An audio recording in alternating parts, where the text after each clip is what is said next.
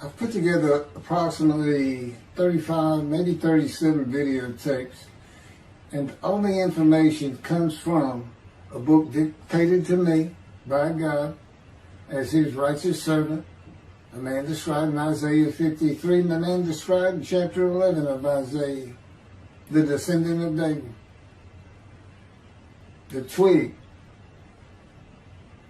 from a shoot that grows out of the stump of Jesse, and it is a stump because of the vanished and failed ancestral tree of the kings of Judah, the line of Jesus. He cannot be the man of chapter 11. He's not the anointed one. He's not son of David. None of that's true. The other book, that book is called Isaiah 53 in the Day of the Lord. And there's about 3 chapters in those particular videotapes that come from the second book that we wrote not too long ago. He dictated to me. It's the story of my life. It's to show you how I fit the verses of Isaiah 53 with regard primarily to suffering, familiar with disease. So that would be wounded, and as it turns out, cancer. But the other words that you find in Isaiah 53, punishment, maltreatment, crushing, bruising, chastisement, okay, that is all in God's power. That's all in God's power, all those words. But the books are unpublished, shunned and despised, accounted afflicted by God, plagued. Nobody understands. This is so different than the Judaism the Jewish people have been taught. This Messianic era that will never occur. And we know it's not going to occur now once you believe who I am and how you cannot. After the mountain of evidence I have presented that is in those books, just as Moses today would have to say, well, look, I wrote Leviticus. You think I just came up with that? You think I just came up with all this information? Did I know how God speaks through an angel and who that angel is? Moses walks by a burning bush that's not consumed. The angel of the Lord's in the bush and God speaks. I'm the one who explained that to you. I shouldn't have to go any further than that. But God says the rabbis, the shepherds, they never listen to my prophet. They think they know everything. Well, I'm going to keep showing that they don't. This is primarily for the people who listen to them and not them. I don't expect them to ever respond. Because by responding, they'd have to say they've been wrong. Or that's just not what we believe. And so they won't change. The bottom line is they make money on it. That's the bottom line. God had me watch a video of Toby Singer just for this one purpose I'm about to tell you. He said, watch him raise his hand. He raises his hand to do his hair or rub his nose or something, and it's this big, fat gold watch. And this is how you know this is the God of old. He said, look at that. Look at that. I said, well, he does dive. He skin dive, scuba dive. It might be a scuba watch. He said, that's no scuba watch. That's just a big, fat gold watch for everyone to see. And he makes his money on Isaiah 53. At least that's how he really got going. I don't know. I know he has a radio show. But remember, I'm in the fire refinement. Everything God does with me is to draw emotions because I'm going to be emotionless once I get to Israel. For the most part. He'll let me feel what he wants me to feel. But nobody can get under my skin. You can't bother me. Even if I seem like I'm mad, it doesn't carry over to my insides. And I don't think about it any more than while I'm, as they would say today, on a rant, getting on somebody. But I bring his reckoning. I laugh. I tell him, you know what I am, don't you, guy? He said, I know you're a lot of things. I said, no, I'm the reckoning. And I am the wrath. That's what I am. He laughed. Holy Spirit laughed. That's what, yeah. I say, righteous servant, David the shepherd, Elijah, prophet like Moses. I like wrath. What's his name? Wrath. What does he do? He brings a reckoning. But anyway, I'm going to go through these early years of mine before God spoke to me. It's chapters 1 through 6. Chapter 7 is God speaks to an atheist, and I've already videotaped that. Walking with God, and something on visions and visuals. So the first chapter, this is what he told me to write down birth and tragedy. I was born in Bryan College Station, Texas on February. This just in from the Holy Spirit, yes. Like you couldn't ask me before I started. Yes. Oh, this is only for the people who come to believe in me. I don't expect anybody who's been viewing these materials and, nobody's really subscribing, a handful, to be believed. Again, I can't imagine. I don't know what you people want. I don't know who you think's going to come to do something different. How are you going to know who David is? I mean, according to Judaism, there is no description of him. How are you going to know who he is? All this being presented, and I know Jewish people have seen it, only 60% of the views are coming from the United States. Now, I don't know that means 40% is coming from Israel. Probably not. You got Canada that's be a big follower on my WordPress site. And really just all the countries of the world at one time or another have looked at some of this information as I wrote my blog, and the blogs became chapters. But I'm assuming some Jews have heard of what some man is saying. He is Moshiach. And they're watching. Well, this is for those who come to believe. The people who want to be the witnesses. The many made righteous. By my knowledge, better things I can tell you that God would have me say to you. So, this might be bored to tears with others, but it does show suffering, pain, and emotional pain, my background, and just who I am. Not just some kook out here. People say, well, he's hearing voices. Listen, as a lawyer, I ain't even did criminal law. I've seen some of these people who hear voices. I promise you. That's a person who should be hearing voices when you just see them and watch them for a couple of minutes. It's not me. Excuse me. Okay, I was born in Bryan College Station, Texas on February 21st, 1957. And that's interesting because that's the year the first satellite went up. Russia sent up Sputnik, which was really 3 different satellites, and altogether they were called Sputnik. That is considered the dawning of the age of the internet. Now, I've asked God, how did you select me? How did I be blessed with this and learning all these things with this crazy life that I've had? And but he won't answer me. He's gone poker. This poker guy, he's not going to talk. He's not going to change expressions or anything. Or me getting an impression that he is. And so I tried to come up with it on my own, and that is where I started. I said, because I know how important the internet is for this. It's the only way to get things worldwide, and all the teachings that have come through it. I didn't know, I'm 63. I'm not like the young people who can just text messages without looking at the phone and all that. But he's taught me everything. He taught me how to set up Facebook, Twitter, you name it. He would just say, go to your computer, do this, do that. Commanded it and directed to become very good at the computer and, of course, word processing. I'm a regular secretary, except I still henpeck with one finger. I used to. But God says that's to show you I have perfect use of this disfigured right arm. It just doesn't have muscle in it, and my shoulder's short. Anyway, I was born in Bryan College Station, and that's where Texas A&M University is. And my dad was attending Texas A&M when I was born. I graduated from there 22 years later, which is a story in and of itself. So I was born premature in the 7th month of my mom's pregnancy. I was born in February, and there were many complications. My parents were told I would not make it through the night, and they should just take me home. Mind you, this is 63 years ago.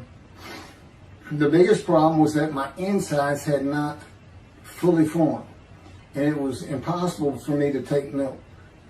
Mamie, my great-grandmother, told my parents, boil rice. Feed him the rice water. It's got all kinds of nutrients and minerals in it. Dad says he threw out a mountain of rice those first few months. And it would not be my last encounter with death. So my dad graduated and we moved to Metairie, Louisiana.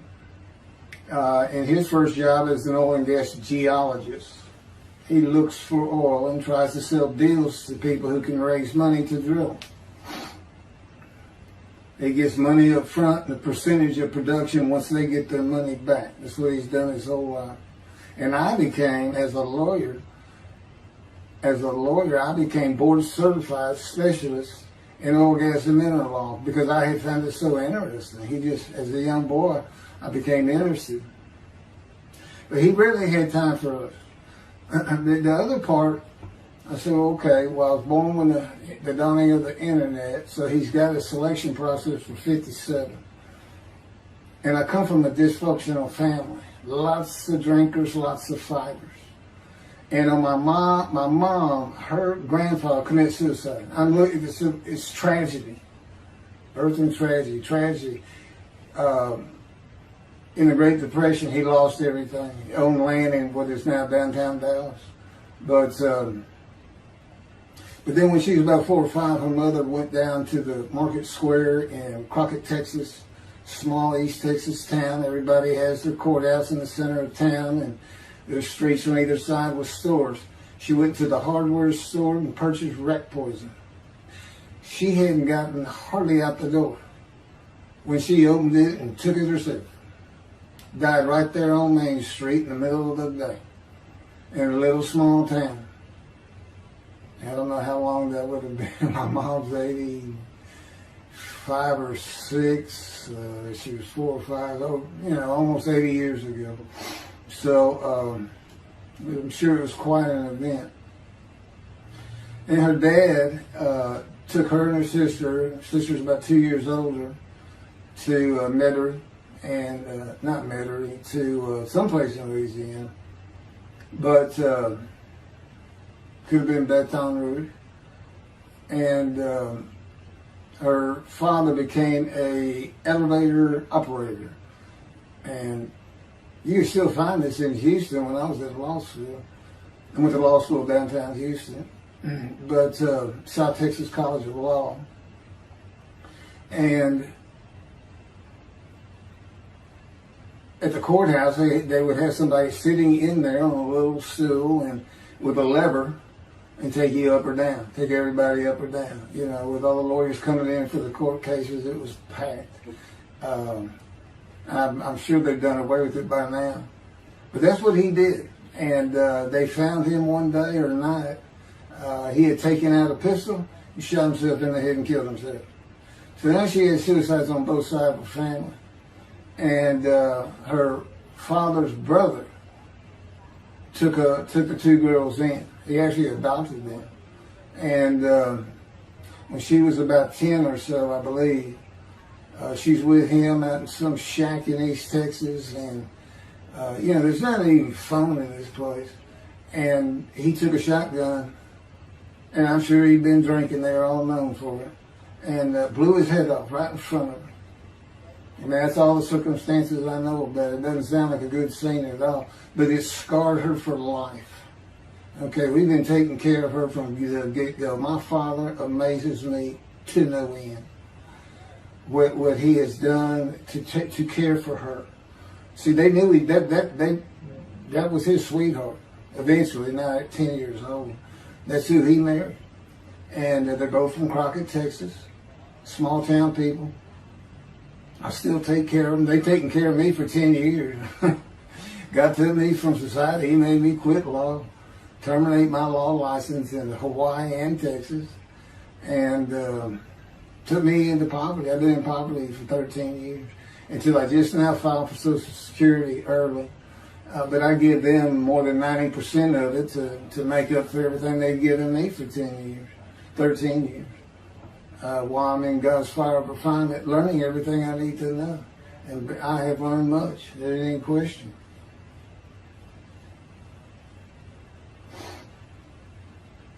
So anyway, there's 3 suicides. There's 4 suicides right there. So it's a family of tragedy. You know, it's a tragedy of losing your entire family in the Holocaust, and you're the only one left. It's not like that. Because God says, I just got things as close as I could. He says, I touched you in the womb to disfigure you, really for just one reason. Well, 2 reasons. One, it makes you identifiable. But it was so people would pick on you. I wanted people picking on you because that's what happens to young Jewish boys. Just for being Jewish, just for having a disfigurement. People will pick on you. I've told him since, I don't even really recall many people saying anything to me. He said, that's because you look like you crawl all over them if they did. And I did. I was always just say something, anything. That's just the way I was just angry inside. And God's taken all that away. But I can still go on a good rant. But, and then my mother in the 60s, young people may not know this, but that's when, you know, the Woodstock and marijuana, LSD, everything started getting big. And at the same time, doctors were just handing out pills left and right. Valiums, painkillers, Percocets, you know, just asking for it. They were writing scripts. And I know today they put a lockdown on that, but she got heavy into it and drunk all the time. I'd have to come home from school and stay with her, and she became such a different animal, a different person when she drank. She became a little girl, you know, and having your mom act like that and slobbering, and, you know, going there to be Valium dripping out of her mouth with a bottle of booze by her. So it was an ugly scene. And so I came from a dysfunctional family, so I think God wanted that. And He's there with me from my first year to make sure that I live a life of suffering. He orchestrated many of my wounds. And He's taken me back in vision to see these things. And His visions, one thing you don't pick up in the Bible, when I say Bible, I'm talking about the Jewish Bible, the Hebrew Bible, that's not, unless I say otherwise. Which is like when God says, my peoples. If He just says my peoples, He's talking about the Jewish people, the chosen.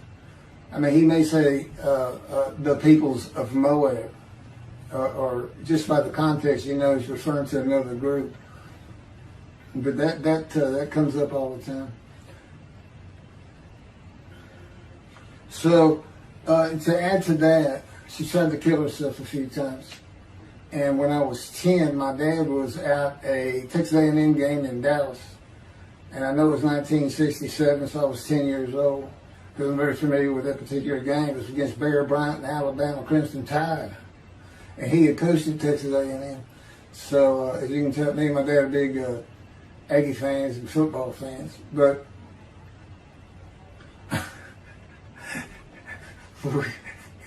I had been assured we'll be able to see those games in Israel.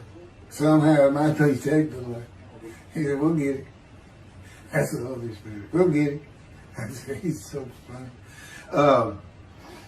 I don't know where my sister and brother were, but I heard some noise and I went down about 1 or 2 in the morning, and our stairs curved, and there was a little bay window cut out, and I looked down out into the living room. She's laying newspapers out, and I just sat there watching. I didn't know what to do.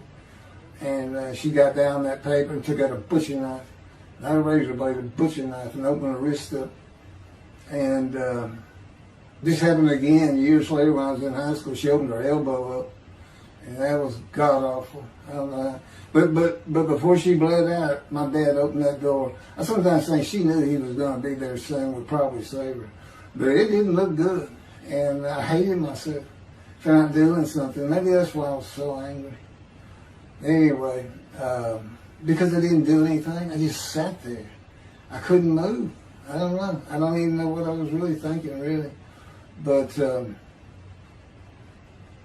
I can't. What it did is it told me how much her uncle blowing his head off must have done to her. That must have really hit you. I had nightmares my whole life, but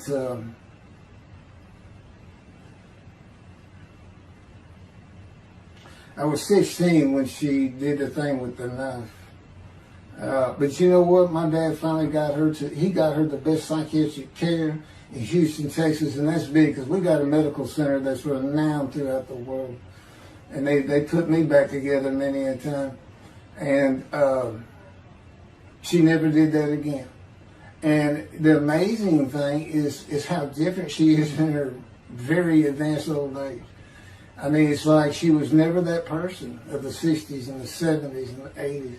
I don't know how my dad survived it. I'd have never stayed. I'd have taken the kids and said, try to find us. But he's not like that. I've never seen two people who love each other so much. It's crazy. But anyway, I was married for 20 years and we weren't like that at all. We finally divorced for irreconcilable differences. Okay, my first major surgeries when I was 2 years old. My first surgery. Up above here, I have a scar. I had my first of many surgeries. Been born without my right pectoral muscle, small shoulder, withered arm. And there was some, the movement of my arm was restricted. There was some tissue in here that had to be cut out. So they opened me up and did that. I was born right-handed, but I do everything left-handed. Except for light things, like I shoot a basketball right-handed. I throw a ball right-handed. Darts, things like that. But bowling, I'm left-handed. You know, anything heavy. And I was quite an athlete. If I'd had two good arms, I'd have probably been on scholarship. I was already offered a partial scholarship at a small school for track, even with this bad arm. But I just didn't have the fast start. You got to have two strong arms just pushing out in front of you. But I was some kind of quick and fast. So, we moved back to Houston to a place called West University, a suburb. And this little story, I don't even like telling it, but God tells me I have to. And he had something to do with it. But I'm not going to go into that part of it. So anyway, I had decided when I was in second grade, I was tired of school, didn't want to go anymore. I don't exactly know why. I just know I said, that's it, and I'm not going. Dad came to get me up and take me to school until I'm not going. And it was on. He was going to get me there. It took him about an hour to get me to the car. Fighting and screaming and running around, hiding, getting under bed. You name it, I was doing it. And anyway, he finally gets me to the school, but he's too tired. He wasn't even going to try to get me out of the car by himself. So he get out, and he goes and gets the principal. Now, my dad's about 6'2", but he's real slim.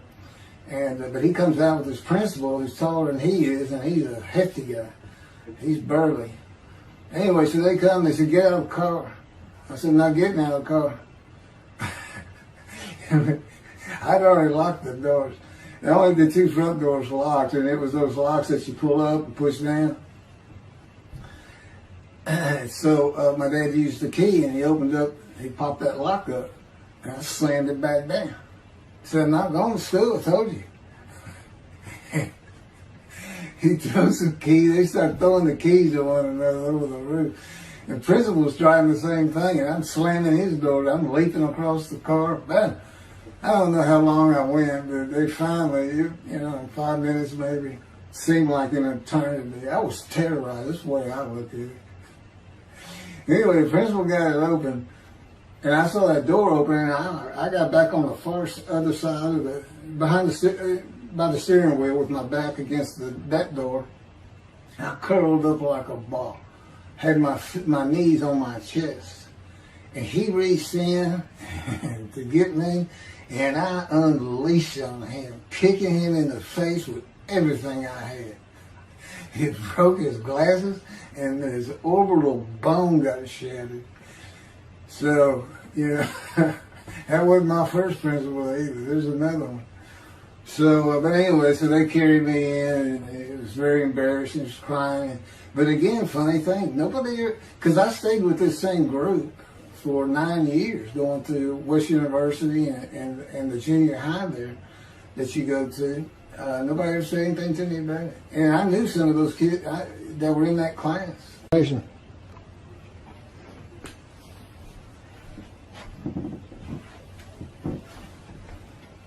My camera only goes for half an hour. I can see on the screen that I have pointing towards me that when it runs out and I have to turn it off and turn it back on. But anyway, that ended my fight with my first principal.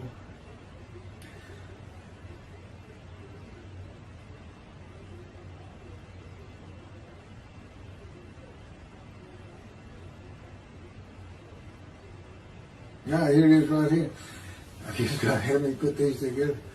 In the 10th grade, the principal of the school told me to cut my hair. You know, I had long, blonde, wavy hair, well past my shoulders. Again, this was, I graduated high school in '76, and this has been junior high, so it's in the early '70s, but it felt like the '60s still. And I kept it in a ponytail. It was neat. But it was a school-wide policy. I think I was one of the last people to cut his hair. I was hiding all the time. I was always on the alert for the teachers that would turn you in. But I went and got it cut. I told the barber right at my collar. Sat there in the chair, cut it right at my collar as I was instructed to do. And then I was commanded to return to the principal's office. And so I presented myself to him. I sat down in the chair in his office, and he gets up, walks behind me, and grabbed me by my hair, back of my head, and jerked my head back fast. And said, "It's still over your collar." Now, I don't know if I did a backflip out of that thing. I can't really recall. But what I do recall is it took 3 people to get me off of him. And I was permanently expelled from school, which ended up me leaving home. It wasn't a runaway. I'm just out of here. I'm tired of everything and everybody. I ain't going to school ever again. Hate school, always there. That was me. Yeah, they had to pull me off of him. I understand through a friend of mine, he said, "You know, my brother went to that school. He had some stories about that guy." I told God, I said, "It wasn't me. It's him." Second major surgery came when I was 12 years old to try and repair my right knee and just below it. I was running full speed in a field. High grass and weeds with a family dog. And God says he had something to do with what the dog did. For no apparent reason, just suddenly he was running at my side. And he just bolted, he just stopped going straight to the heart of the left and went right between the legs. I go sailing in the air, and I came down on my knees, except my right knee came down on a broken Coke bottle, Coca-Cola. And they used some thick glass back then. It was stuck nose down, way down. It was all broken up, but it was the bottom all jagged that my knee just, they said it went to the other side of your knee. They said, "You got that whole field in your knee." But when I got to the hospital, I sat there for a long time. The first doctor that came in just told my mom, right in front of me, I'm in the room, he said, I can't repair that. It's not repairable. We're going to have to take it off. I can't use it. And I already knew that, because as I started screaming and yelling for my dad, he finally came back. This field was behind our house. There was a chain link fence, and then the field. My dad finally heard me. He got over, he saw the blood, and so all of a sudden he's scared to death. I'm going into shock. And he got me to put my arm around his neck, and he said, "Can you walk on it?" And I tried, and it just collapsed. It was useless. It was awful. And then I had to climb over that fence, and my mom was going crazy and screaming and crying. And he had to go take care of her. I'm sitting in his bathroom with my leg all opened up, and I'm just getting sicker and sicker, nauseated, scared. I was a cripple. And but anyway, they get me down to the hospital. And this, like I said, the first doctor was just like, we don't know what to do. And just right then, and God says he knew he was going to be there. This doctor walks by, and my mom recognizes me. And she goes, Dr. Kane. And she runs out the door. Well, this is Dr. Kane. Her Mamie that I mentioned earlier, in her old age, very old, maybe been in her 90s, I don't know, late 80s, but living with her sister, broke her hip. And this doctor repaired it. This is a long time ago, people. Repaired it, and she actually walked again with a walker. I remember. But that's who this doctor was. And she said, my son, they're going to take his leg off. You've got to come look at it. And this Dr. Kane actually became the medical doctor for the Houston Oilers. He repaired many in the before and after me. I guess that's what he specialized in. But he was there at the hospital just to do rounds. He wasn't dressed for surgery or anything. But he came in that room, and I mean, he was livid when he looked at my knee and knew how I'd been there for like 5 hours at this time. And he just started barking orders about getting me prepped for surgery, and he takes off to go get prepped. And they literally ran me down to surgery in a gurney. I mean, they were trying. This kind of fear he put in everybody. Anyway, I was in the hospital for weeks, and I woke up with my leg. I was glad of that. They had a cast from my hip to my ankle. And he told me, when I finally was being released, he said, if you put any weight on that leg, you'll never walk again. So, I can't remember, 6 weeks. I don't know how long it was that I had that cast on. It wasn't my first cast, it wasn't my last. Or maybe it was my first. Maybe it wasn't my last. That's another story. We're not getting very far. There's 6 chapters. I'm barely getting through the first one. But what I'll do is I'll just do 6, just like I did with Isaiah 53. I did 6 or 7 videos, 7 I think. But then I joined them all together and put it as one video, the definitive commentary of Isaiah 53, which comes straight from God, by the way. I mean, you can contest what I'm saying all you want, but it makes perfect sense. For the first time, Isaiah 53 is explained. And how did I become the smartest religious Jew in the world who can see that?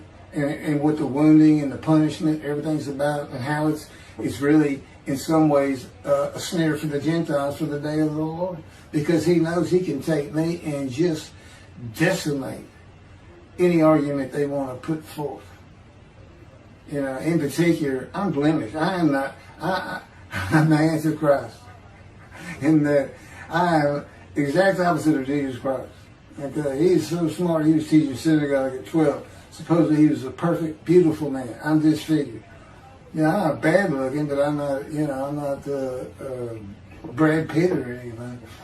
Anyway, and sinner, I wasn't a habitual sinner. I was a good person. I was good to other people. I was very compassionate. I said there was already a lot of humble in me. I didn't laud myself and the things I could do over others. Like being the fastest guy on top 5 at school and the fastest in the neighborhood. I didn't brag on myself. But as he took me back through my life and informed me when things were sins, it just seems like I touched on all of them. And if murder in your heart is actually committing that sin, as the Christians say, I don't really go with that. But then there's really not much I've missed. So I'm a sinner. And, all Jesus can say is, well, I'm a sinner too. I lie. All you got to do is read the scripture in the Gospels. You see where I'm lying. That's easy. And I came from the banished line. I thought I was the man of Isaiah 53. I thought I was going to be exposed to death, but given long life. This is what he would tell you if he was here. He said, but you know what happened? They crucified me. And on the cross, I realized I'm not that man. This isn't exposure to death. This looks like a sure thing. Father, Father, Father, why have you forsaken me? That's Jesus Christ saying, I'm not the man of Isaiah 53, and I just figured it out. That's what that is. I ask God sometimes, you sure you didn't have that written? Why on earth would they write that down? At least forget about it. We need to just forsaken me. But that's what it's about, Christians. Oh, they got their way. They can explain that being counted a sinner means he got crucified with the sinner beside him being crucified on each side, left and right. So there's three of them, so he's counted a sinner. Okay.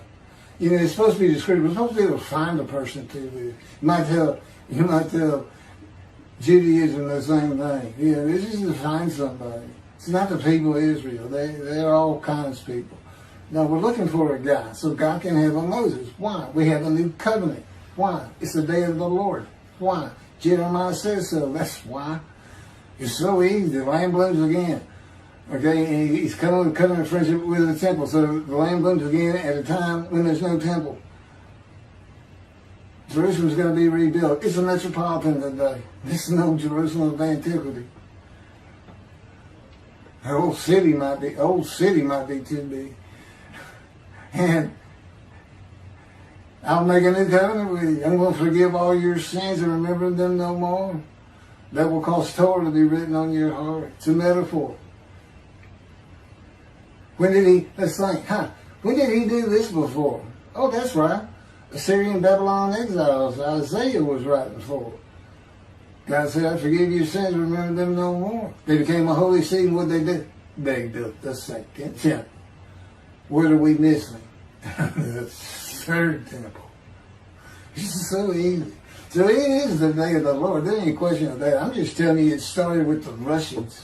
Sending us Sputnik. Those old riskies. And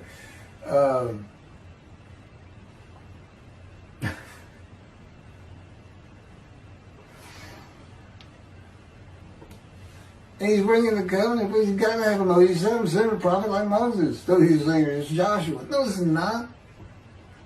God needs him today, the day of the Lord. And guess what? He gives us a description of him. He knows this is a time of secularism, reliance on science and medicine and doctors. And you got so many more people who the only book out there is not the Hebrew Bible. There's a lot more books than that. You know, there's all kinds of distractions, television, cell phones, computers. You know, back then, you know, you just sat around and said, what do you think God's doing? I don't know. Wish he'd send some rain. You know, it was just, I said it was easier to get them back then. But here it is. It's here. And God said, you see why I put shunned and despised in there? Because for a while I said, God, you know, this is before we really got the books done and everything. I said, I'm just sitting in a room. I can't really tell anybody shunned and despising me. Counting me plagued, afflicted, and by God and everything else. He said, well, how you feel now that we've been putting all this on the internet and everything? I said, I feel shunned and despised. Yeah. I can tell they know. There's no question this hasn't gotten back to those two. I said, you keep attacking them like this and I'll be certainly sure, just in case I'm wrong. But, because he won't actually tell me, he won't tell me anything, this is a rule of thumb, he won't tell me anything that I cannot find out or become knowledgeable on or informed on of my own. Which means about nothing because we're in a room all the time. The adjunct of the Holy of Holies is what I call it. I live in the, I'm like the priest who can, the only person who could go into the Holy of Holies was the high priest. And that's what I'm like. As a matter of fact, God had me write down, just as he had David write down, a new Psalm, 151, where God said, and it's on a video, where God is speaking, where the Lord came to me and God said, quote, and within that, he says that he declared me. We actually used the Psalm where he declares it for David. He declared me an eternal priest in the order of Melchizedek and King David. and a rightful king, small k, and a rightful king. And he also declared, I'm the righteous servant. I mean, that's God talking. I mean, he's using it. When he dictated to me, it wasn't, to be written in my personality. That's him. That's him doing a new song. So, because he does that. Even in the writings, the person doing the writing, whatever prophet it was, or Moses, or David, if he wrote Samuel 2 and Kings 1 until he died. As I say, God says, just assume the central character is the one I had writing, because their lives change when I come to them, just like mine's changed. This is not anything I could have ever conceived or even bothered thinking of. I'd have never read the Bible my whole life if he hadn't told me, we're going to the bookstore and get you a Tanakh. That was 13 years ago. And my answer was, what's a Tanakh? I didn't know anything. And look at all this knowledge. But this is it. This is the only power he's going to use in creation. He's not going to perform miracles. He's not going to have me performing miracles. And he's not. He said, the only power I'm going to use is on you. What I can get you to do. He said, I can take a Gentile Texan and take him to Israel and get my temple built. Okay. He said, because that's what you say to God all the time. Okay. And one night, I hadn't even read Isaiah 53. He didn't come to me and just say, offer yourself for guilt. I crushed you with cancer. It was me that did. That's not, I wouldn't have known what he was talking about. We finally get to Isaiah a couple of years later. He said, Keith, read Isaiah 53. I said, okay. And so I read it. I said, okay, finish it. He said, who do you think that is? I said, I have no idea. I can barely read it. I didn't know what it's saying. I said, I think these two verses ought to be up here. I said, you sure nobody messed with this thing? He said, nobody messed with it. It's just how I had Isaiah write it. He said, that's you. I said, oh, okay. And I couldn't help myself. Good luck convincing anybody. I can't even tell what it's saying. He said, before we get done, and he's right. I've been over that thing so many times. From my original version of Isaiah 53 that he dictated, or told me how to put together, but every sentence, every word is, we've changed it up and added things. I've learned things. Like I didn't know about the test of devotion. I didn't know why the angel was leaving early in Malachi 3, but I do now. And all that would cause an amendment to my midrash on Isaiah 53. And, the book has me, these are all on videotapes now, me and Rashi. Rashi, the first one to come up with this is Israel. And, I look at his answers and I just shake my head sometimes. You should see his answer in Malachi 3 for the angel of the covenant that you desire. There's only a covenant of friendship in the covenant of Jeremiah. And this is his answer. It's midrash, so he just takes a section of the angel is on the way, and it just says the angel of the covenant. And his commentary is the angel that avenges the revenge of the covenant. I said, what does that mean? What was he talking about? I said, God's being funny. He said, I don't know.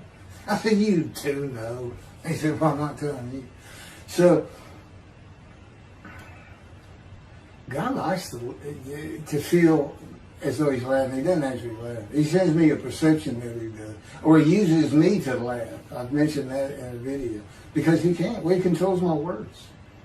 I learned that in walking with him. Just one day, I'm talking out loud as we go. I'm discussing man and divine beings as though I had a sermon I was giving or a speech to somebody or a seminar. And I'm rolling, and I can tell he is really making this thing rock. He's taking it from here to here to here, and we're going. And I'm going. And all of a sudden, I use a word or a couple words that I simply don't use. And they're not what my mind was even thinking of. They just came out. And I just stopped. I said, did you do that? I didn't even say, hey, did you just make me say these two words? Because I knew he knew. I said, did you do that? He said, I did. He was almost indignant. I did. I said, okay. Anyway, that's where it all started. Now I know. Okay, guess who that is? That's the Holy Spirit. Using me. He doesn't sound like that. But he'll use words like that.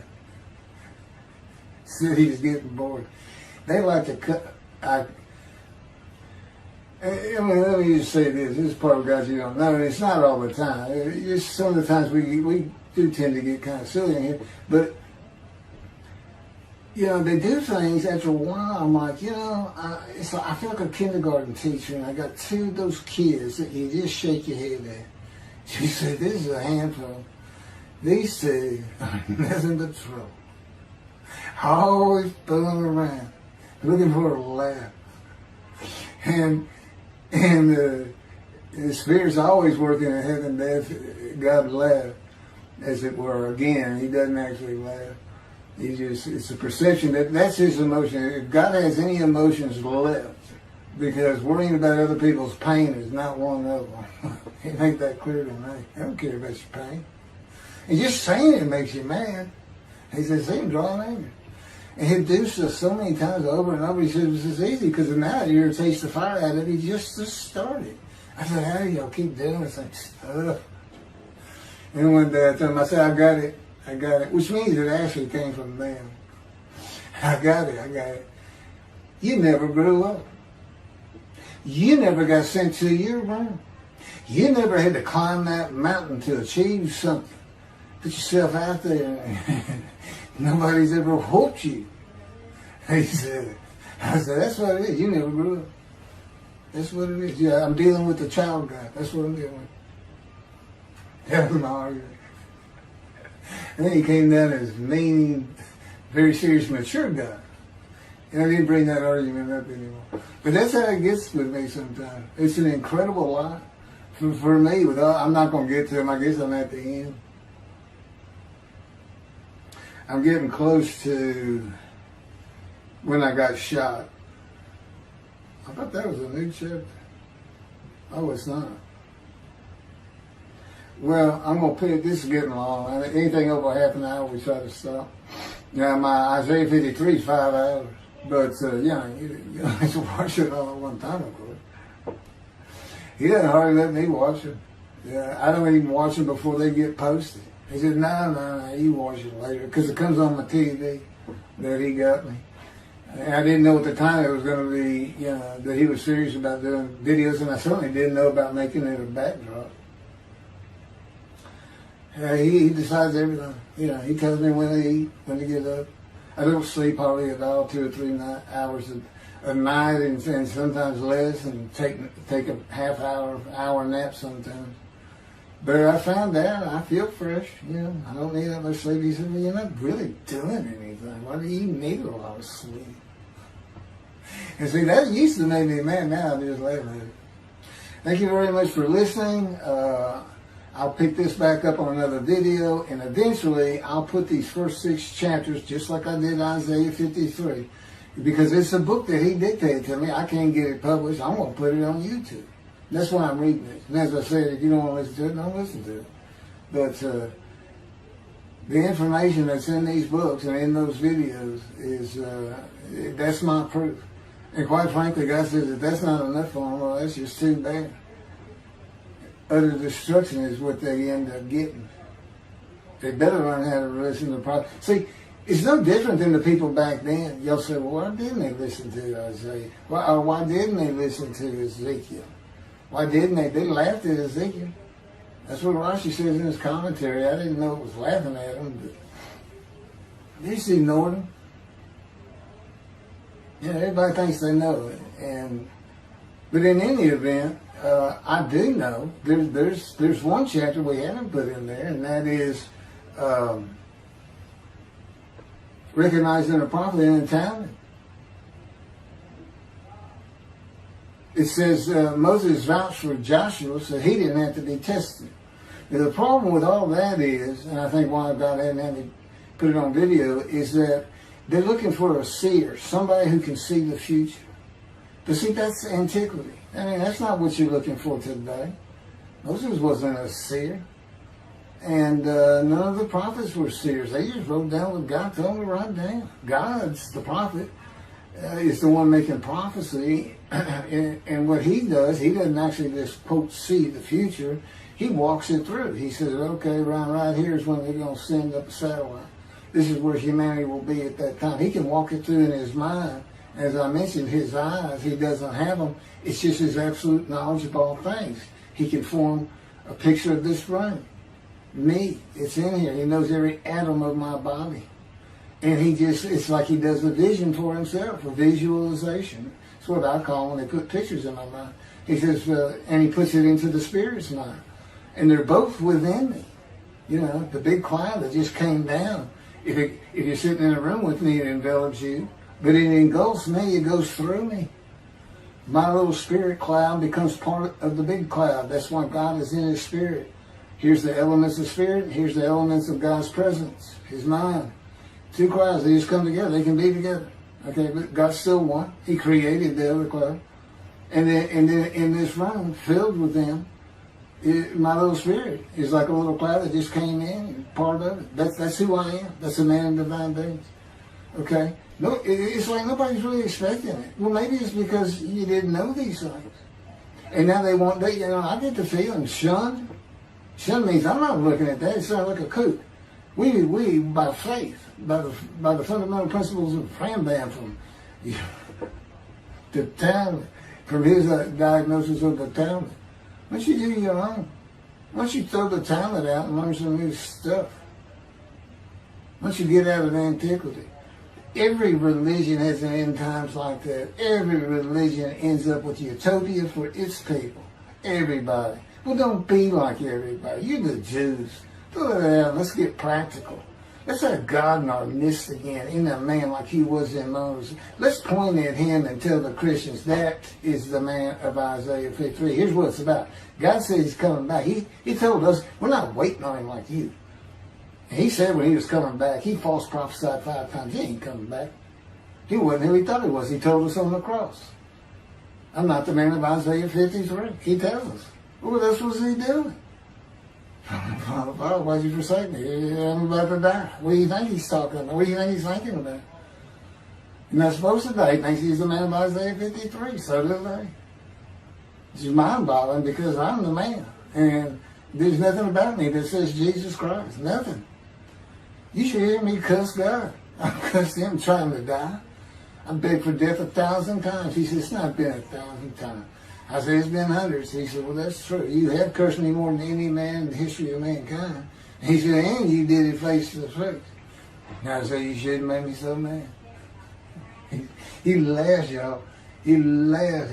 When I'm cussing him, he makes him laugh. And oh, you're kidding. That's sorry.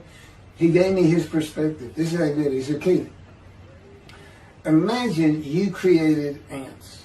And ants are living beings. In other words, they can think and they have emotion. Okay, you get a great big ant farm over here in your room. Okay, you decide you're going to get one ant to get all the other ants to do stuff. But you got to get him ready. And you get him ready the way I'm getting you ready. Now, he's mad at you. Right? I said, yes. Yes. And he said, now, imagine, I'm always laying in this bed. I got a big table. It's got a microwave on. I put my computer on. I got a big fan I like to have on. And he said, look over at that table. Now, imagine that ant got loose. And he is crawled up. And he is standing on the corner of that table. And he is giving you the what for in ant language. I mean, he's going. And he's turning around and shaking his butt at you. And he's cussing. And all this. And all you got to do is go bump. And he's gone. I said, that's funny. And it is. And that's how he, that's what it does to him with me. The spirit will rile me up. I call him a troublemaker, troubler. He's so funny. But God's so humorous. There's a difference in their humor. Okay, that wraps up. I'm told that does wrap it up. I'm going to pick up a gunshot. I guess it was worse than the accident to my knee. They ended up opening me up from between my breast and my pelvic bone, and now it's been 3 times. And eventually, the lung cancer and colon cancer and skin cancer. But the lung cancer is when they told you should have died from the colon cancer. He said, but this is it. We can't treat that. It's too advanced. You're gone and prepare to die. That was 20 years ago when the planes hit New York. It was the planes hitting New York that got me up off the ground one last time to see one more doctor.